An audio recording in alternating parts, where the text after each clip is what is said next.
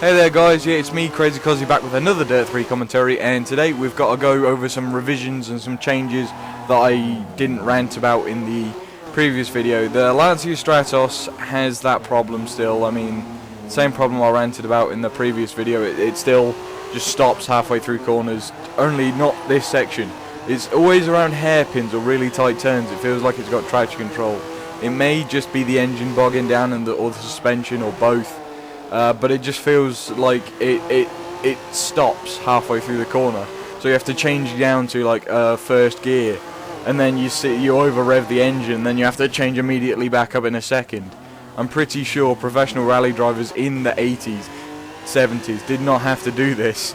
But other than that, it's a fantastic car to drive. It's sounds gorgeous too. Now we have the Saturn Sky Gymkhana car, which is pretty badass. Few little things I'd like to say about it though.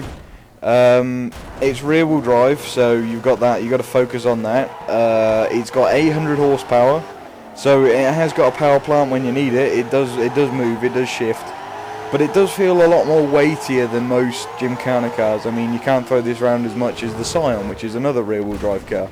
They're both drift cars in the Formula D series, but this one seems to have a disadvantage over the Saturn Sky and Gymkhana. You have to work harder to get this thing to go sideways the way it does, and that kind of lets it down, but still nonetheless a good car.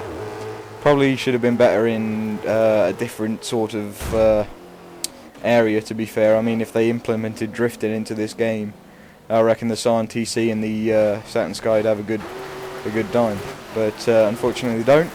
And here is trailblazing. This is the Mustang GT R. If you are fans of the PGR series, you'll know in the third game they had this as a concept car. So it looks like Ford may actually be releasing this, so it would just be quite cool. The one in game has a 700 horsepower engine, 700 horsepower crate motor in it. It handles surprisingly well for what it is. I mean, this is probably the best handling car in this whole sort of like pack you get. Has the same problem as the Lancia Stratos. It stops halfway through the turns unless you give it the beans and shift down another gear. But other than that, it's still a pretty badass car. Would recommend it for new drivers, definitely. It's a lot easier to control than some trailblazing cars, but nonetheless, it's still, you know, 400 points just for one car. Well, two cars really. And now we should be heading into the Peugeot 205 T16 as this crosses a water splash.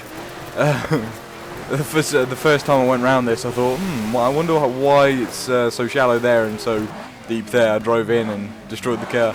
With the Peugeot, I've got a few things to alter on my original commentary. It does not have 400, it has 450 horsepower.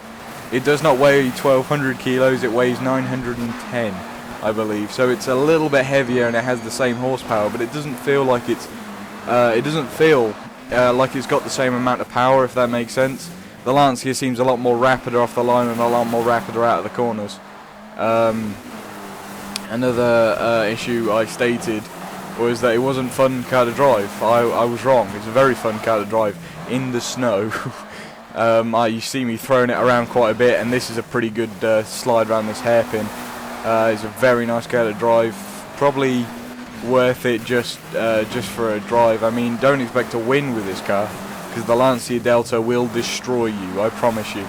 Same with the 500 horsepower Audi Quattro, I believe, which dominated this one. Only if they brought the Lancia Delta, oh no, the Lancia 037, will I think that the Lancia Delta and the Audi Quattro be challenged. Maybe. That should be cool. But on par, I'd rate this whole DLC as a 3 out of 5, because 3 out of 5 of the cars are pretty good.